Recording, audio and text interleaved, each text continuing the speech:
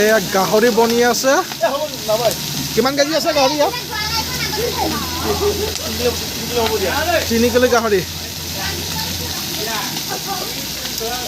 প্ৰথম বইল কৰি লৈছে তাৰপিছত এতিয়া বনি আছে এটা গ্ৰেভি হ'ব নেকি অলপ লৰাই দিয়কচোন লৰাই দিয়ক ইয়াত কি থাকিব আৰু